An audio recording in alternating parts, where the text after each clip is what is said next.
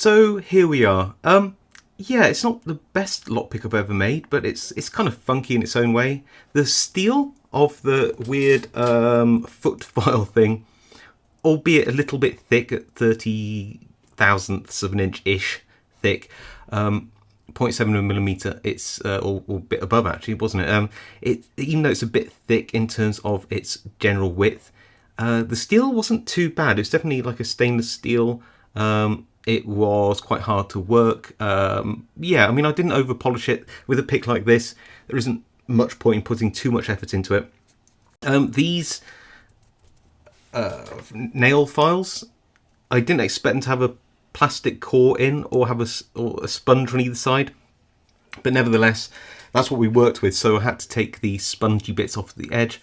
It's really hard to keep this clean because it just catches on everything. All this it's a nail file. It'd be nice to have had some without, say, the writing on, but it's very hard to keep the shape and everything. I think that it wasn't a bad effort considering the materials I was starting with. But nevertheless, shall we see if it actually picks some locks? I think that's a good idea. We're going to start on easy mode with a master lock. Hopefully there's enough room in here to pick this. So yeah, so far so good. I feel the pins being... Oh, we're open.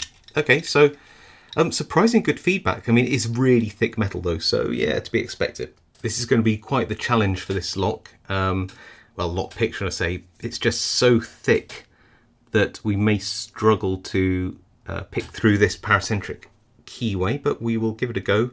Got a nice, well-fitting tension tool for the bottom of this keyway, if I can get it in. And yeah, we'll see what we can do. So that was pin 5. 4 doesn't need picking. 3, but we overset, I think. So back to 5. 2. That was 2, sorry, there must have been 3 before. That's 1. So who's holding us back? Pin 3 here, I think.